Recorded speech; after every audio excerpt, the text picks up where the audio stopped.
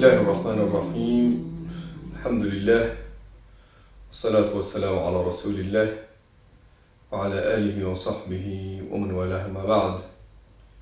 أبلون إيجا برون سكينة كيسة وايد وأدبني إيجا سواي أكاتات نمدو إليكان دبني إيجا سي أكاتات نمدو إليكان سنرتي صلاة دبني بودا nama dhiqnee irra salaanne san qabrii geessuutu hafe.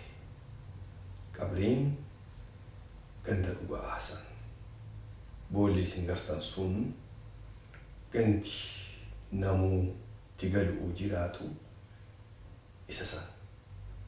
Boolli sun yoo gallaalle boolla nuuf fakkaatti ammoo rasuula rabbi alayhi salaatu wassalaam maan nun jedhe boolli tun yookaan caffee jannataa si taati yookaan ammoo boolla ibiddaa si taati jedhe.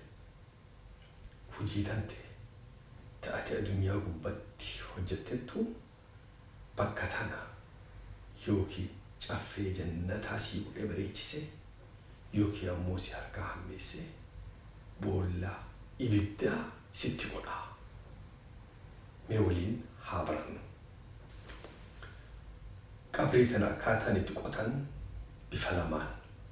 Eega qotanii qabrii qaqqileessaniin booda lahdi if shaqqii jedhanii addaan jirti. Rasuuli maal jedha alayhi salaatu wassalaam allahdu lanaa washaqqu lighayrina. Lahdiin nuufi shaqqiin ta warra birooti jedhe.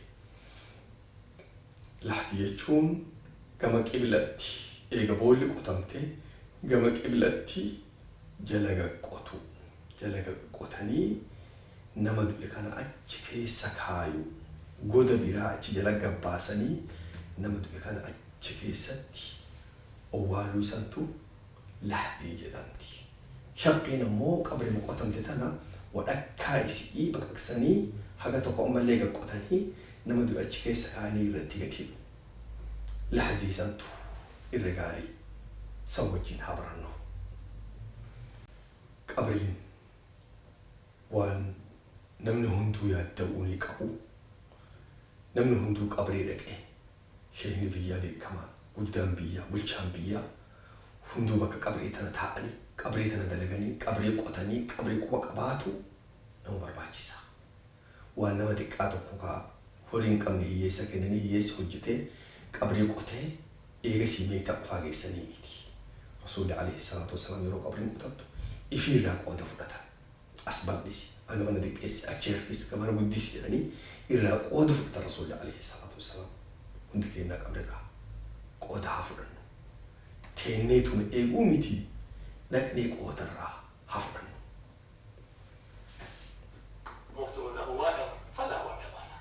هدي النبي صلى الله عليه وسلم في الدفن.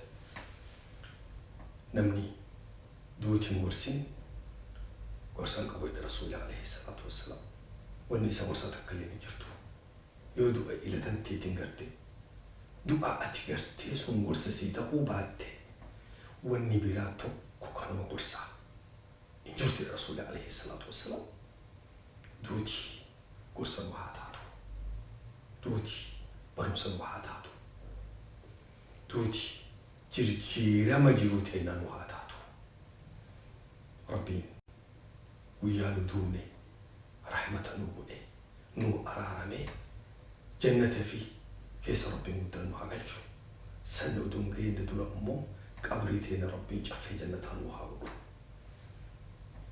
يرو ميت عن أفن سنة رسول الله صلى الله عليه وسلم ميتا كان قام بودات يفدو قال بوداتشون قال سلالو اقتصادي بوهدو أجرنا السينسيسان نمني قبري كيسا قابته فوق بسم الله وعلى ملة رسول الله مقا ربيتين كرا رب الرتي إيبا اللي فوني أني أكسدتي كفور يرو ميتي بسم الله وعلى ملة رسول الله ينفون سو تكمجان فوني تكتي مانغرا لحدي إيدا برسينا لحدي بولا دوران كيس جرتو سان كيسا suuta seensifne bakka qubsuma inni qubatu jiraatu san qajeelatti suuta kenna. Bakki dhugaata qubatan bakka sana. Horii qabaatte hiyyeessa taate aangoo qabaatte qabaatu baatte boolla san keessa qubatu jiraatta. Eega boolla keessa ciibsanii wayaa fuularraa fuudhanii nafa isaa biyyarra kaayammoo boraatiin dura hin jirtu. Garuu bakka itti wal dhaban wayaa irraa fuunee fuula isaa biyyarra kennamoo wayaa wajjin akka wayaan tidhaa qabduun akkasumaan kenna. Umar ibn Khattab waan dhaamate yeroo an du'e wayaan irraa fuudhaa biyyee nafa kiyyatti fuula kiyya lafa kaayaa jedhe. Ulamaa'in gariin ammoo hin barbaachisu jedhan. Waan rasuula rabbii godhaan hin jenne nu barsiifne akkuma inni jiruun owwaallaa jedhan. Garuu lachuu rakkoon qabdu. Yoo irraa fuutee illee hammeen hin jiru. Yoo waliin dhiiftee akkasiin keettes rakkoon hin jirtu. Eega qabrii keessaa kenneen booda hidhaa nafa isarra jirtu hundarraa hiikna. Yeroo duraan deemu akka sochoone hedduu bakka hedduu hidhama. Carqii adiin hidhama. Hidhaa san hundarraa hiiknee nafa akka inni nafni hin qaqqabamne goonee bal'ifnee fi fuula isaa gara qiblaa deebifnee bifa kanaan kenna. Eegasii dhagaa saniif qophaa'e ka biyyee gubbaarraa nutti buufnu san isarraa tiksu jidduu tana kenna.